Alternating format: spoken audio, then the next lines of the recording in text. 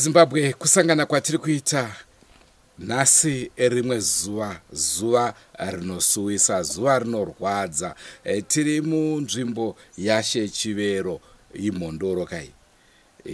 Tiri iri anda Chegutu nzvimbo ini. Selus nzvimbo yaShechivero. Nhau yatisvitsa muno inhau yatone makore 3 yaitika. Asi chaita kuti nhasi unotiiburitse ndechekuti kubva zvayaitika kusvika pari nhasi haisati yagadziriswa. Rangu zita ndinonzi Andrew Neshamba. Makadiko makombe? Shumba makasimba here. Ndiri nani zvangu? Rangu zita ndinonzi Ruthinyasha Muyera Humba. Nawe yatafambira mainzwa. Aiwa shumba ndirikunzwa kubatikana zisingaite nekuti munhu haangaponde kaungoenda free zvakazvokungodaro kungoenda asati abata mumwe munhu akurarama upenyu hwakapfava asi akaponda. Nauye yatafambira mhuri yeZimbabwe ndeyekuti panonzi mwanasikana wepano anga asina kuroorwa anga aine boyfriend. Boyfriend yakazotsamwa kuti girlfriend yake yakuda nemwe murume. Izvozvo zvikunzi hazvina kuproviwa kuti ziti true kana kuti kwete. Asi ndo zvakamurwadza kuti ko musikana wangu wakudane uyoyo sei. Ndobva atsamwa kusvikira pakurova munhu kusvikira parufu rwake. Pari nhasi nyaradzo pane makore 3 nyaradzo yemwanasikana uyu haisati yaitwa. Hapasati pamborohwa kana guwa. Ende vabereki vemukomana vakangonyarara ndo zviri kutaura. Saka pari zvino kamuri yeZimbabwe regedzai tipe baba vepano nasabhuku mukana wokuti vatiudze kuti chii chakatora nzvimbo. Tabva pano aiwa toda kunosvikawo kumhuri yacho yanyakuponda tinzwe kuti zviri kufamba sei. Tizvo chaizvo mhuri yeZimbabwe, don't forget to subscribe to Drewmas Media. Drewmas Media taking you to another level. Pamusoro inonzi Mike Million. Ndine muzukuru wangu akapondwa. Anzi Lilian Kumaro. Akapondwa nemwana wakamakati. Akamutenderedza kusvika kuArifa uko. Mutenderedza nemurukova. akazosvika parukora kwaSimunyu ndipo akamupondera ipapo. Amupondera kudero, vamwe vanhu vakauya vakamuona ndipo vakazotudza kuseni kuti amuona musikana uya achipondwa apa. Tikanozivisa sabhuku kuseni kwakare kuti ndiyo nyaya iriko. Vanhu vakafararira nemasango. Kwazoti umwe munharaunda Tutani ndiye akasangana nemhondi yacho ichitobva pachuru pacho ipapo. Anga kutoda kutofa hake muzukuru wangu yeye. Ndobva kwaenda amainini wake, mwana wangu inini akasara pavana nemuroora wake. Ndobva azotumira shoko kuti uyai muone Lilian uya. Ndobva vakamupa maheu nemvura. Ndobva kwati sarai. Ndobva tatumira shoko kwani kuna Sabhuku kuti Sabhuku uyai kuno zvaitika kunoko. Sabhuku havana mborambawo. Vakati okay ndiri kuuya regai ndimbofonera baba dambirana nemapurisa uku ndiyo nyaya yatase yaitika kunoko. Pavakazouya tobva takuvhura musikana wedu anga azara nemasvesve breka aya nemagreen nhunzi aya mabomba nhunzi aya green aya akutanga kuita honye musoro wese. Tobva tatoita sei kana Sabhuku aiwa chief vari kuuya baba dambirana zveshuwa baba dambirana vakazouya nepolisi ikazouya tikamutakura usiku hwacho hoho. Vamutakura kudero, vamutakura takakumbira kuna sajeni mupurisa tikati sitokumbira kuti tase tonochema tiri papo. Takatanga kuudza asi achimutashu Sabhuku wedu tikati isisu kwedu toda kumbochemera tiri papi pamba pawo pamugezi asi hatakuzopinda muruvanzi takachemera tiri kunze. Takagara about 5 days tiri papo. Ndikuzoya kuseni kwacho ndikuzoya baba Tambirani navamwe vachitigadzika nekuti wakamugeza havana kuuya kuzoti kuta patanga tiriko pakafira muzukuru wangu ipapo. Ende nyaya yacho ikutondihwadza zvimusingaiti. Tadero tagadzisa nyaya idzi. Vadambirani vakatitora zvakanaka. Vakazoya nachief pamuti uya muri kuona uyu naSabhuku mushenga ndebvu. Vakati pakunyaradza kuti imi ndimafigwa. Ingotai zvinhu mungosunga pamwe chete. Tikakumbira tikati toita sei vakati Sabhuku ati aiwa zvamamune makuva yenyu kunoku munomuiga. Takamuiga pachuru chiri apa ichi. Tadero kuseni pakuita makakatwana. Isu tikatoda kuti mwana wedu avigwe ka. Hatingangoti mwana wedu seng'ombe ngoti ngandu tunofusira toda kuripwa. Ndobva tatakura chituna nekofing nofunga Sabhuku anozviziva. Tabva nana kumboka mugesa kwamakate kwacho. Tobva tasvika vakachigadzika paruvanzi. Ina ndakuenda kwakaenda mwana wangu mukomana ine shungu dzangu. Makate pavakasvika vanhu ava mukadzi wamakate abva atiza pamba. Atiza mbamba kudero makate kuti achibva pana pamba pedu panapa anga kuramba. Ndikagumbuka. Sabhuku ndakamushora pamusowo handidi kuvanzirai. Ndikagumbuka kuti iwe makate uramba chi vandipei foni ndifoni. Ndikati hazviiti kuti utore foni. Ndikati kuna ngwenye mukamupa foni ndiri kuipwanya nekuti ine ndine muzukuru wangu apondwa asiya vana ava ndochengetwa nani. Sabhuku akasimuka akanditeura ini vakanyengetera zvakanaka. Vaninyengetera kudero. Tagara Sabhuku akateseka vanyoni. Mukwasha kwandira karora akati hanzvanzi yangu Sadombo. Saka ndobva nyaya dzavo zvakanaka. Ndobva tati okay ngachichienda uko. Kusvika pamba pamugeza hapana munhu. Mugeza hapana, mukadzi aka hapana achiripo. Hama dzangu mwana wangu mukomana mukuru anonzi Wilson akati ini ndiri kusiya muzukuru wangu pano. Ndobva asiya munin'ina akanzi Tendai. Sara wakachengeta boarding yedu pano. Tendai ndobva achengeta. Ndobva azoti gare amai andofunga fonigwa nani amheni nani kuti imi muzvinhu masiku achichitona pamba. Ndipakazosumuka makate kunoku vachienda. Vaenda ikoko. Vanhu vaichera musha pano akati kana zvadira torega kuchera. Tomirirani zvinhu zvaitika zvacho. Ndobva vauya neng'ombe dzavo 3 dzekuripa. Vari pakudero. Tikati ngatitangai kuchera. Sabhuku akati no kana muchichera ngaticherei. Mwana wedu achase ashata angatoshata. Papa singagariki panapo. Ndobva ati na Sabhuku mofanga kukasika kumuviga. Tikati okay Sabhuku atatsi kupikisai nekuti isi tinotafikwa imi ndimi kuti kuta ndimi kuti chema ndimi kuti nyaradza tinoteerera zvamataura. Sabhuku achiti hayi kuenda kumusha kunotaza kuti guva rapera pakazoya mvura. Ndofunga yakati 3 hours pese pano pakazara mvura. vanhu vese vakapinda madzimba mwandika vakanohwanda kwamanitora kwekwe. Tadero tabva taenda kunokupa mvura mutsime muguva remwana wangu. Tadero tagara zikanzi nababa Dambirani zikanzi isisu chief zvino haasi kutonga kana takuzokutonga nyaya yentotonga 15 December zveshuwa Dambirani rasvika zuva racho vakatitumira shoko kunoku tikaenda taenda kudero Dambirani vanga variko nachief ndobva vakataura muzukuru wako hanzvanzi yemufi ine Dambirani vakangondaiso ndikabva handazotaura hangu kana mwana wangu anazotaura futi nekuti ndada kutaura kuti vari kuti havasi muroora wavo sei ivo vakambotumira sadombo vatuma sadombo nhasi vaona kuti mwana afa ndokuramba kuti hasi sadombo hatimuziva ngari joki remwana wangu zvekundiwadza nanhasi handisi kumborara ndikazoti inini no vanhu vakandibvunza kuti toita sei ndikati no adzimai vangu havapawo pana pezvino handakwakumbira sabhuku akati munofanirwa kuti kumbirawo naamai timupinze mukicheni maamai ndikati sabhuku ndiri kuzvinzwa asi uyu mwana wangu hazviti ndiri kuenda imboita tumatare ngauye apinde mukicheni magogo vake ini ndichaziva kutaura nani nagogo vake sabhuku akateererawo ndikati orati kabva taita sei tagara kudero tongonzwa marumasi kuti aonekwa kune mwana wangu form 2 zvino ndofunga baba Dambirani vakambouya vakamona akagara kurikovako vakapondera muzukuru wangu ikoko akagara ipapo vana vakauya akamanya isati aukanganisa ati kanoudzawo sabhuku nenyaya yakadai baba Dambirani vakafonegwa vakauya same day mangwana vachina mapurisa vakatenderera kwese vakatenderera saka kwangu kune maspaya aitaura kuti nhasi wasabhuku waudzwa zvakati kwanyoni nhasi kwazoitika zvakati kwanyoni zvakati aigara pamba pavo tikamboita find out baba Dambirani vakauya usiku nemapurisa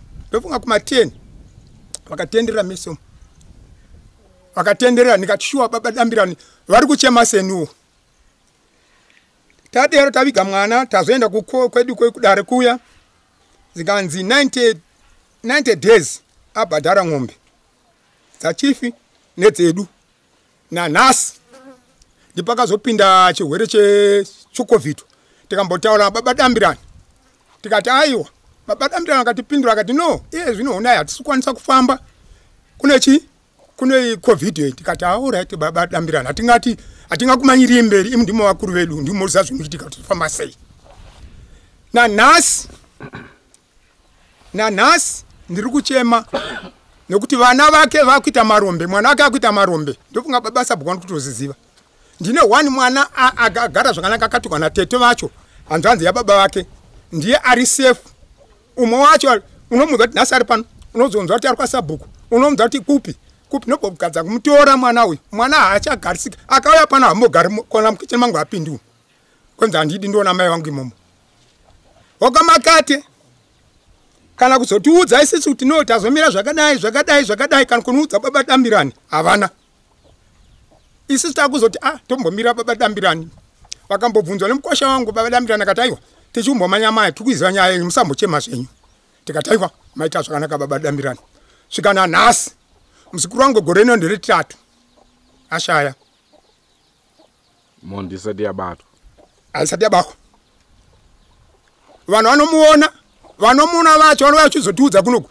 ndiva kunokurumidza kunoudza kuti vasabhuku vatiudzwa zvakati kuchenjera yasabhuku vakutofona uyu murume pamuzukuru wangu sabhuku ndinomutenda haana mbonzvenga nababa Dambirani handimbovarasa nyange noita sei because vakahwisa zvikatadza nekuti kwangona maspaya kuti angagona Dambirani kuti nzve vakumanya kunoudza ngatisi mwana wayo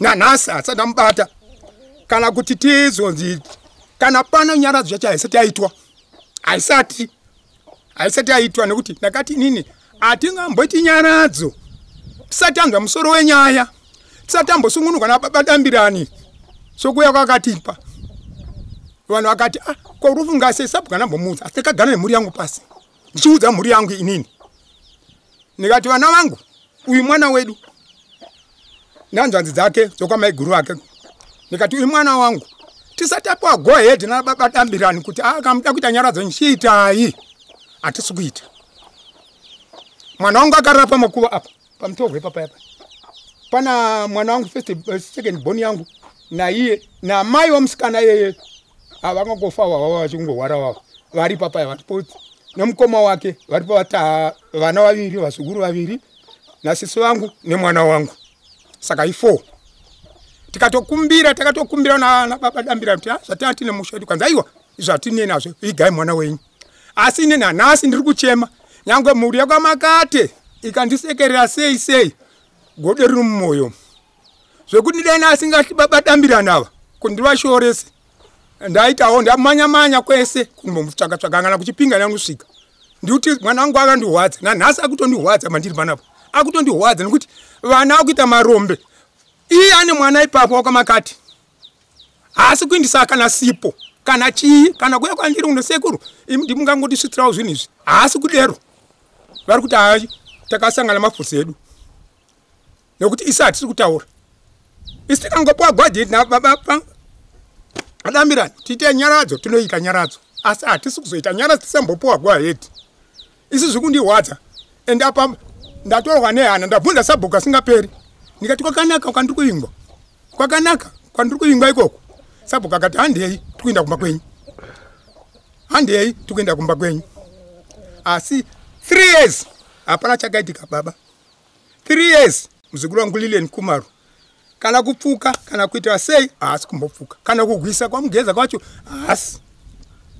asi isisu inini sokutumbura kwacho ndiri amai ndiri sekuru asi zvikundihwadza ndikuti ndakasara ndega panzvani dzangu ndini ndega ndiripo ndine amai ndine sekuru asi zvikundihwadza nekuti mhuri yakamakate hapana chaikunditaurira kuti aiwa tazodai kana kuna sabhuku vakaenda kuna sabhuku notaura na sabhuku kuti sabhuku isafunga kuenda kwaanyoni zvakati sabhuku anovapa gwaheti pamwe sabhuku anoti endai kuna baba dambirani vanokudzai nzira sokuti baba dambirani vakafambisa kuti titambire vanhu vapinde musha medu muno kuti vazopinda ana mugeza apa nana mukoma wake pambapa tasingavadi muno musha mangu munomu tasingavadi vadambirani ndio vakauya kudero vakagadzisa nyaya idzi tikatanga kubakwa maoko ndiri kunyepere sabhuku avasi vadambira vakagadzisa tsangu kamugeza vazotibata maoko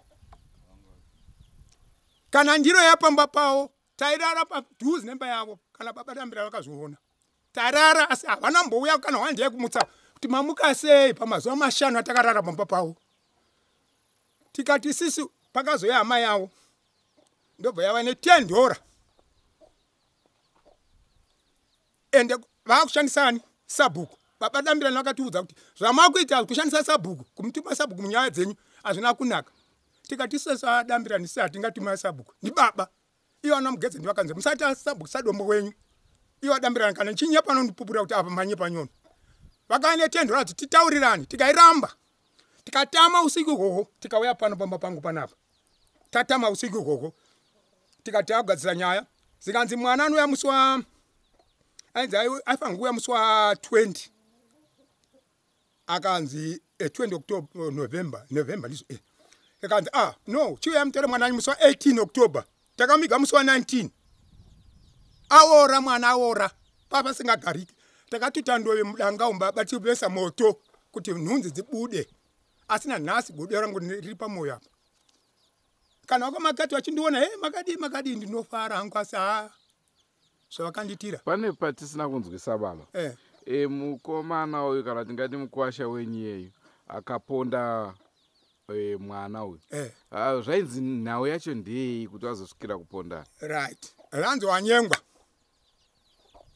saka kutendedza kwaenda naye uko aitendedza kutsvaga chikomba chacho achigara pasi munyu kwakanompondera kwachipasi munyu asi chikomba chacho changu kwanzi chikomba chacho handichizivi asi dai kunonzwa kudero yabuda nyaya munhu afa ndavana sabhuku akazondinetseka akanzi ko iye akazoponda sei iye akaroora here ndikati handizo handambozviziva kuti akaroora here ndoziziva kuti vanongotorana vachitumwa ngwenya ndiya ngwenya akatumwa here amene kuti akapabake mari kana akaita sei apa handipaziviwo asi ndichandiweza kuti mwana anga ari pamba pangu pano vakapana nhumbu ari pamba pangu pano tichiti haonawo muchimukomana chakowo taonawo chimukomana ako chiri nani munhu womuno mumusha zviri nani tisingazi tikuchengeta mhondi mumusha ende nanhasi inini ndine musodzi padama ende zvinotondihwadza nenyaya Lilian handisi kumborara ko kumashure uku mune here mumwe womumhuri menyu akambofa nekupondwa?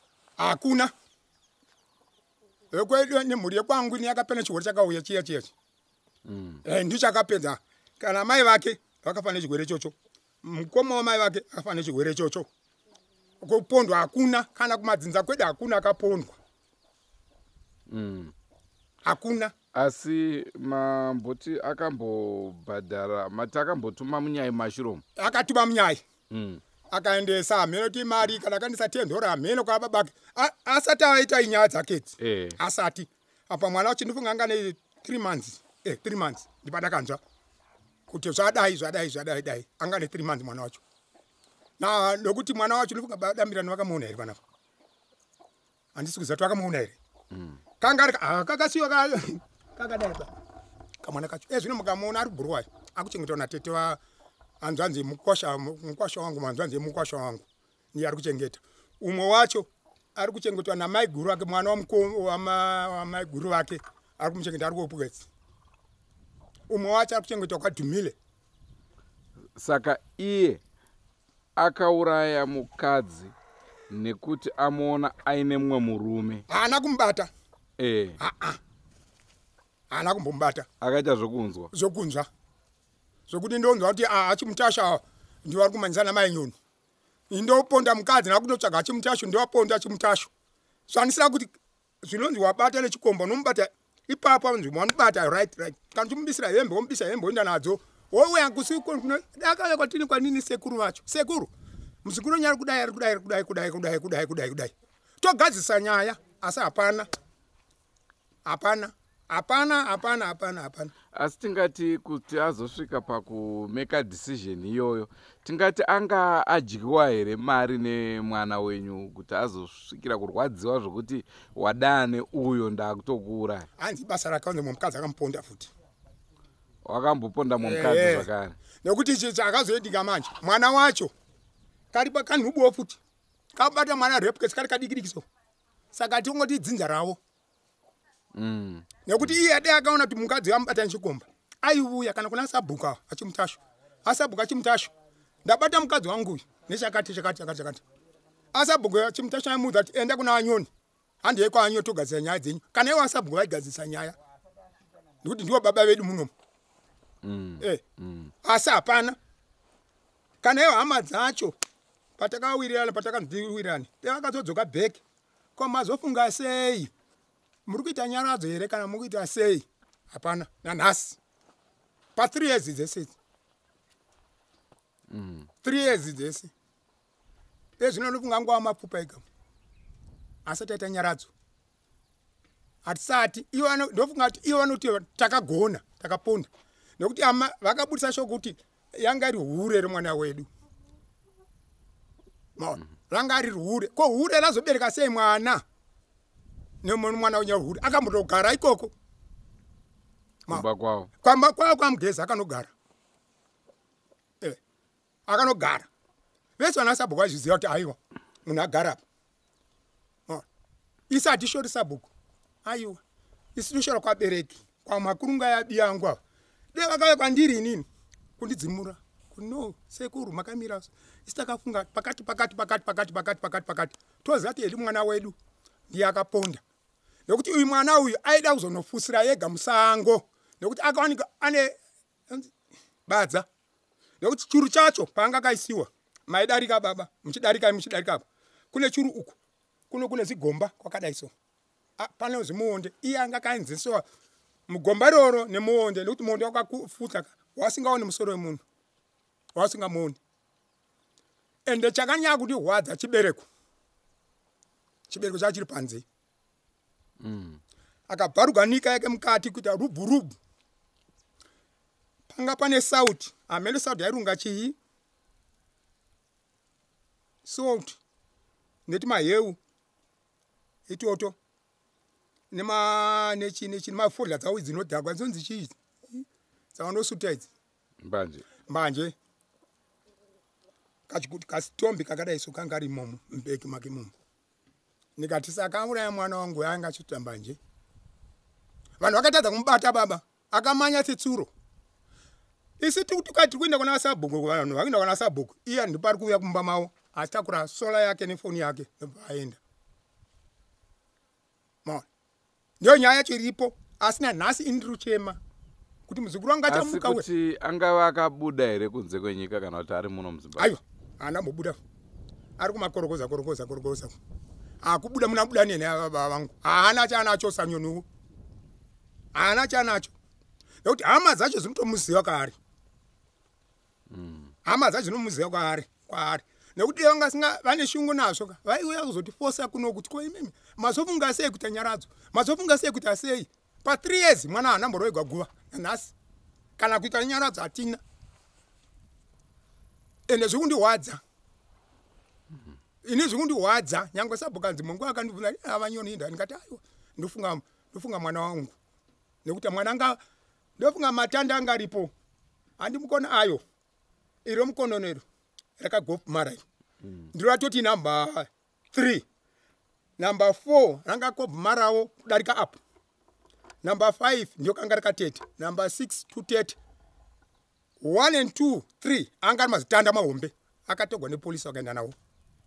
Sokuti aiponda seng'ombe ari mumvura. Akaenda achenorunuka sesinyawu. Kana vakazomuda kumupfekedza hembe vakangomupfekedza awo zokuti hapana zvokuita. Chachigure. Kabhurugwe kemukati kanga karasigwa uko. Chibereko chiri panze. Saka chakakurumidza kutora mazi green bomb aya mazinunzi makuru aya. Taitodzinga so baba. Musoro wese wakachena uyu notihonye. Akazori kwa after mazuva mangana apondwa. Apondwa sanhasika. Vanhu vakati ngatitsvagei munhu. Sabhuka akati kuvanhu vese tsvagai munhu. Saka kuna mumwe munhu anonzi Tutani. Ndiye akapinda nedivi roro. Apondwa kudero. Anga asati anyanya kufa. Ndobva anzi uyai. Pari kuzonosvika amai vake mwana wangu ilanzi Maria. Imba yekutanga uko. Singanzi amai ndiri kufa. Ndobva vamupa maheu nemvura. Kuti pamwe zvingati anani. Pakangomwa maheu nemvura akati aiwa sarai. Nguva dzinedzi ana Sabhuku achindomanya mai kutotsvaga mafoni aya. Nekuti kunoku ndofunga akafa kuma 12. 1 2 3 4 nhunzi dzazara kudhara. Baba dzazara kunoti pavhigwa ng'ombe. Magreen bomb aya. Takatadza kuti timukurire isi vabereki kuti uone chii chikonzero. Anambuya akanga asingagoni vane BP adzimai vangu. Kodi vakakurumidza kuti udza kuti takazomuona mapurisa akuvhura manje patakazoona kuti ichi chibereko chiri panze. Vamwe vese vakadzingwa ndikati ina ndibve panapa. Muzukuru wangu. Ndipandakaona kuti chibereko chiri panze. Bharuka. Tina urombo. Saka izvozvo muronga kuti chii nekuti vamwe vanoti kana zvadaiswa vanoenda kana kuchivanhu kuti vagadzise nhau yavo. Isisu taida kumbotosimuka gwendo toenda kwababa Dambirani. Tombogara pasi navo baba Dambirani. Tokumbira kwavari kuti akuda kubuda mumasango. Nekuti hatingagoni kukobuda. Ana baba Dambirani na Chimutashu ndiwo maSabhuku. Baba Dambirani toziva. Ndiwo varidzi. Nekuti kadero tetasvereswa nyaya. Totanga tate toti iwe mwedzi unoyu. Tikaona mandukwidza iye baba vacho nemukomana wangu. Mukomana wangu ari kuuya. Toenda kwababa Dambirani. Tombogara pasina baba Dambirani. Woti pawo ruziva kuti no. Imi mofanga kudai. Nekuti sikumanya hakusi kusvika. Unogona kumanya uzonodonha ndiwe mberi. Maona. Kwamuri Sabhuku kuti chii chakatora nzvimbo mazira munoita nhau iyi? Maita henyu Tangamiri. Mazira ndinoita ndeyekuti kwakasvika vakomana vaviri kumba kwangu anoitwa iye Simba Nkwasha pamwe chete nababa vemusikana wokupondwa. Vakasvika kumba vachitomhanya vachitoti vaSabhuku tiri kukumbira iyo uyai muone zviri kusango uko. Indikati kusango kupi? Zvikanzi kusango kwaSimunyu. Ndikati kunei? Baba musikana vachibva vati uyu mukomana uyu Mukwasha wangu ari musango uku kuchuru chokuku arova mwana wangu zvakaipisisa zvokutoti mwana wangu akwanise kana kurarama. Tikati aiwa muri kutopedza nguva yekutoti muri kuti uko maona mwana wenyu arohwa nemukomana wake kusango ikoko, muri kutopedza nguva, munhu anogona kufa. Nyaya iri toda kutoenda kumapurisa. Nguva iyoyo ndakabva ndafonera mapurisa ndirini. Ndafonera mapurisa, mapurisa havana kutora nguva. Vakabva vati maite henyu vasabhuku ibvai mamira pamba penyu ipapo, tiri kuuya tichikutorai. Zvechokwadi mapurisa akauya, tikaenda panzvimbo pacho pachuru chacho. Tikasvika ipapo mapurisa vakaita basa ravo rokuona musikana nokuita zvavaita nokutakura musikana uyu vachimuisa mumotikari. Ndabvunza inini kuti zvakafamba sei. Zvinonzi mukomana uyu akava nenguva yekufamba nemusikana uyu ari mumapetopeto meruzevha rino memusha muno mepurazi rineri achirova musikana uyu mumvura nemumvura, achimurovera mumvura. Ndio zvakaitika. Nhau dzakaita saidzo dzinombosiitika here mudunhu menyu? Kwete muno mudunhu mangu muno muyanga iri yekutanga iyo. Asi kana zvadai panoitwa sei manje? Vanhu vongoramba vakagara here vachimirira nguva, nokuti pakadai so kana dza 3 years uyezve mukomana achinzi ari muno muZimbabwe, zvikuru kuti pamwe kuda mapurisa ari kukundikana kuita basa ravo. Poitwa sei? Mudunhu munomu semaziro angu sezvo musha unoyu wakatanga kuvapo chamanje manje kuti tive tiri muno. Chiitiko chakafanana neichocho tanga tisati tambochiona. Tiri pakati pekutokumbirawo kuna mambo. Ndokwatinozvitsa mashoko edu akafanana neayo sezvo mwana uyu haazati akombewa muno umu. Rimowo dambudziko iroro mutsika dzedu muno machivero muno. Hazvitenderwe kuti pave ne3 years makore akawandisa so mwana asati akomba. Ende vabereki vemufi vasati vatora action. Inhau iri murodhi yekutoti tinotonokumbira mazano kuna mambo kuti pofambiswa sei. Inini ndini sadunhu wenzvimbo ine yakaitika chiitiko ichocho, ende chokwadi chiitiko ichocho chakaitika zvinosuwisa. Ndindaitomhanya kuuya nemapurisa kuno nekuti mapurisa edu anga asina zvekushandisa zvekufambisa zvakafanana nemotikari, saka ndindaitovapuravhaidha mota. Ende ndaitomuka kana pakati peusiku kuuya kuno kutanzwa kunzi aonekwa. Ndairara ndakasvinura ndichiedza kubatsira kuti mhondi ibatwe. Mukomana uyu ainzi Tapiwa Tsaurai akaponda musikana uyu. Vanhu ava zvakaitika muri muna November. Isusu sevechivanhu muna November matraditional leaders hatitonge matare. Tanga takamirira kuti December kana asvika taakutenderwa kutonga matare tozotonga nyaya.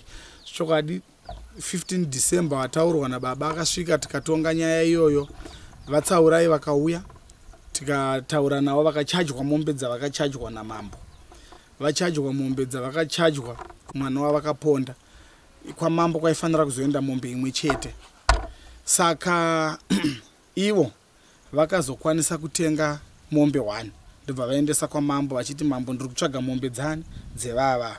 Saka vakabva vangonyarara kubva ipapo.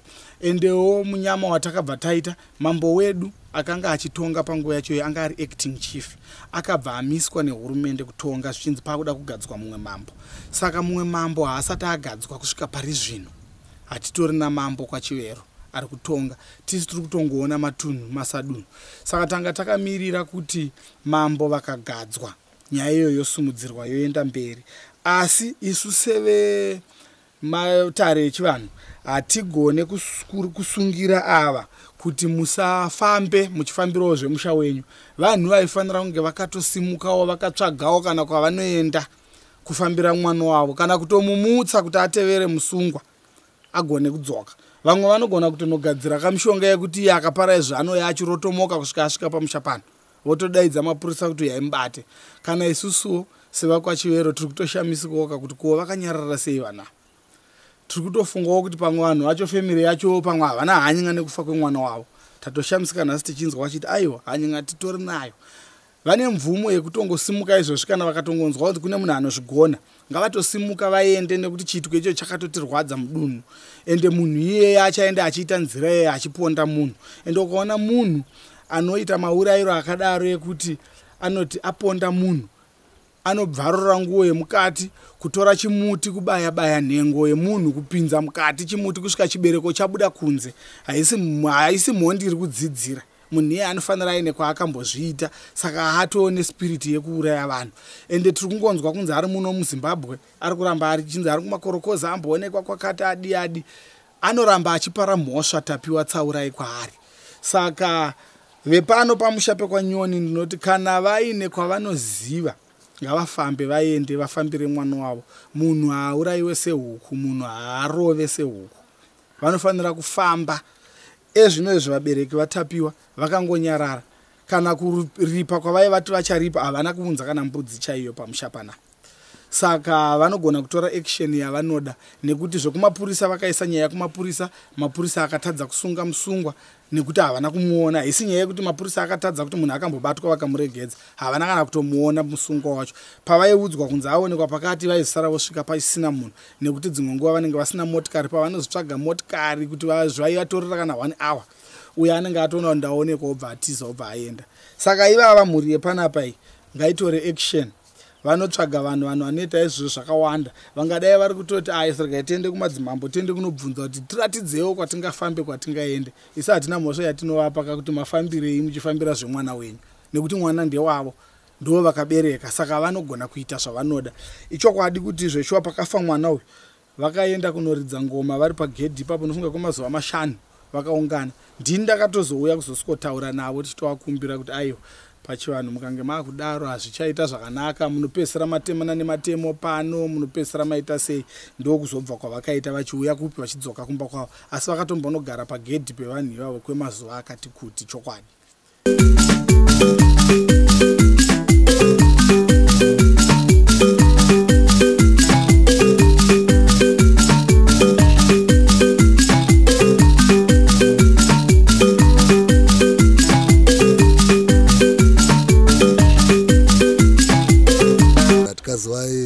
Muri yeZimbabwe ini ndinonzi vaTsaurai, Martin Tsaurai.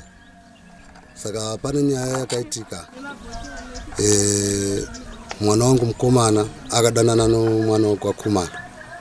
Saka mwana wakwaKhumalo vaidanana asi akazowanikidzwa nechikomba nomwana wangu mukomana anonzi Tapiwa Tsaurai. Asi zvakaitika ndezvekuti mukomana akagumbuka. Nomva vatorana hameno kwavakaenda, nomva vanosvika nokurovana ikoko. After ambodzinganisa mukomana chikomba chacho, zvokutoti baba vacho vanotozviziva zvose zvaiitika because mwana wangu mukomana ndiri kumba kwaaigara ikoko. Panapa tanga tisinaye sezvo vanga vari vanhu vanofambidzana zvavo. Nomva amurova, handisi kuti akamurova sei because ndakanga ndisipo hangu. Adaro nomva ndimizi kuti akamurova papi kana kuti papi because handinamuona muroora nomva angoshaika. Saka ashaika inomva ndazofonegwawo ndiri kubasa. Zvikanzi kunoku mwana aita mhaka auraya mwana womunhu. Saka iniwo ndichibva ndangozongotsvagawo mari, chibva ndangozongouyawo kunoku. Nomva ndatongowana panapa pese panapa pane moto pesa. Pane moto wanga kwavesiwa vachiti mwana wauraya mwana wedu. Saka isisi hatibvi pano. Saka nokudaro zvinhu izvozvo zvakandinetsa zvikuru. Nomva ndazosvika panguva yekuti nditi zviri nani mambo ndivafonere ndivaudze kuti ndo zviripo. Hongu ndakavazivisa. Ndikabva ndazozivisawo mukoma wangu achibva auya. Ndikabva taenda kwamambo kuti tinovaudza nyaya iyi. Asi mambo vakati zvakanaka endai munotaurirana ikoko saka taenda tauya kuno kuzotaurirana takakonana navanhu vacho saka nomva vazotanzi bvisa mombe nomva ndabvisa mombe 3 dzokuti mufiadi avigwe asi pane mombe imwe yeumai yemudzimai wangu yaakapiwa saka nomva tangozongoitora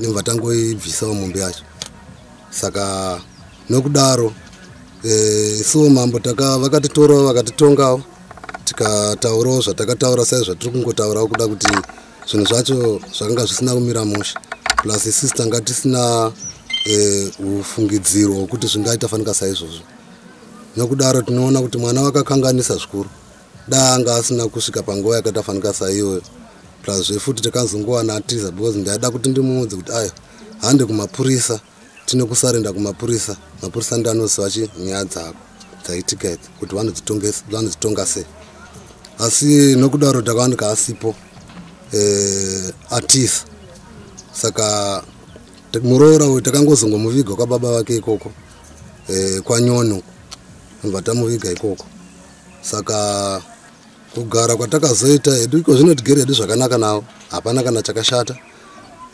kwamambo vakatitiwo mofanira kubvisawo mombe tikabvisa vakatichaja hedu 32 mombe but asi vakati no imi munongofanira kungoonawo kuti mabvisawo mbijana havasi kutimanikidza havo vari kutoziva havo kuti nhamo inhamo asi pari zvino ndesvati ndakabvisa hangu mombe 1 kwashi saka nokudaro zvimwe zvose zvakazoitika panapa mapurisa akauya pano namabhiza vachitarisa nokuti vaingonzawo vanhu vachitanzi anowanikwa pamba ipapo saka isisi tatoshamisika kuti titi kwanowanikwa sei tisingamuone saka vakauya vamwe mapurisa vari kunzi vakauya vakambogarawo 1 week vari kusango imomo vachingoninginikira vachingoongorora kuona kuti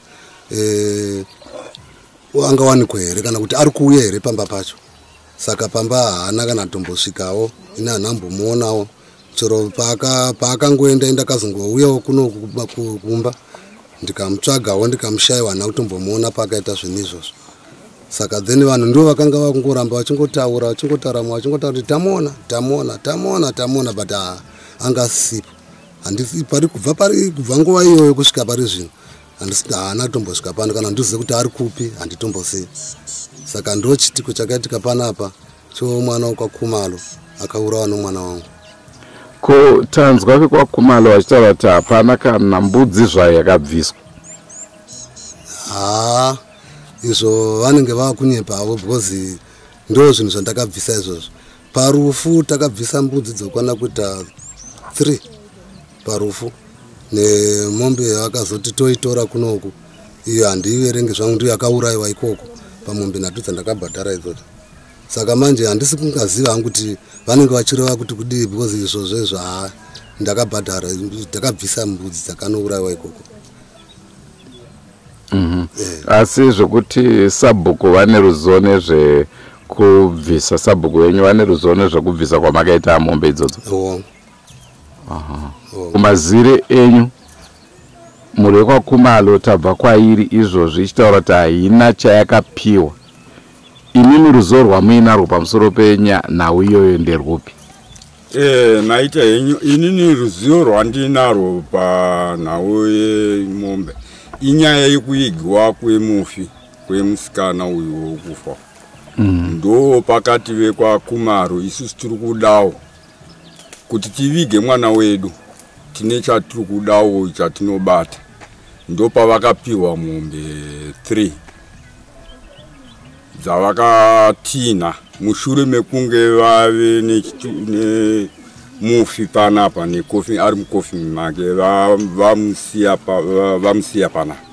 Saka pakuzobva naye kwaakaita panapa kuti abve panapa ndo pavakapiwa mombe 3 dzokuti vakwanise kuenda kunoviga ke musikana. Idzi mombe dzainzi ndedzekudii? Dzainzi ndedzokuviga. Kuviga kwete kuripa mhosva? Kwete kuripa mhosva. Ndokuzivo kwangu ndisingazivo asi ndofunga ndo mazivo angu. dzanga dzisiri dzekuripa ndanokuti dzekuripa sekuziva kwangu kudare kwacho ndaiveko dzakatozonochajiwa radare rakutotongwa idzi mombe dzakabviswa idzi dzanga dziri dzekuviga mufi. Saka imimi semhuri yakapara mhosva mune urongwa hupi maererano nekuripa? Ini urongwa hwandinahwo ndehwokuti ndiri kutombotsvaga hangu zvinhu zvandakachajiwa namambo kuti ndive ndinobhadhara mombe idzodzo, naivo futi vanozviziva. Ndakavatsanangurira kuti ndiye ndichingo kwangwaya ndichingoubata apo napapapo kuti tigarisane zvakanaka. Ko zvikazoitika zvekuti vanogona kugadzirisa mufi mozopesa moona zvipoko pano, haisi inenge yazokura here nyaya yacho?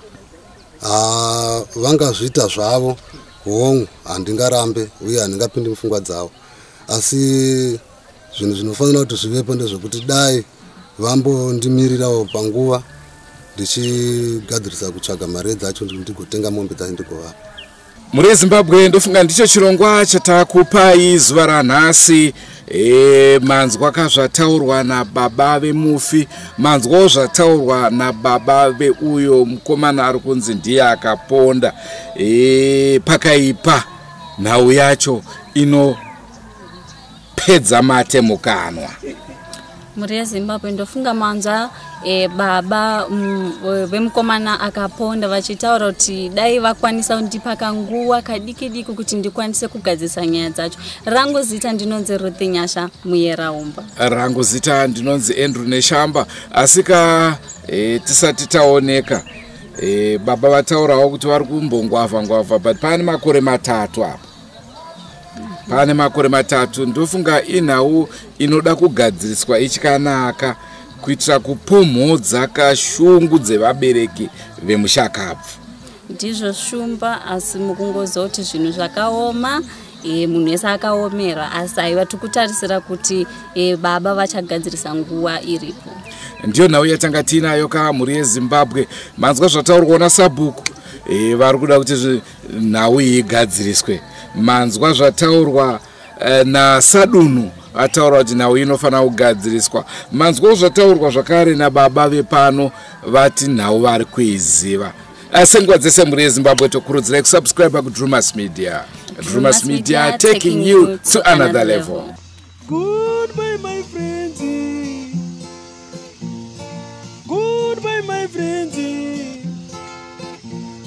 Wakamboonana tichazoonana nerimwe zuva hama dzangu. Goodbye my friends. Goodbye my friends.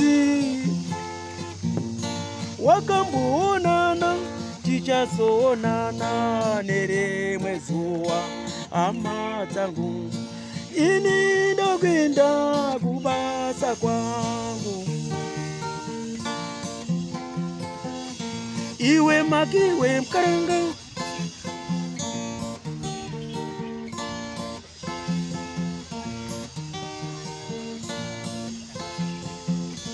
Iwe makiwe mkaranga. Iwe makiwe mkaranga.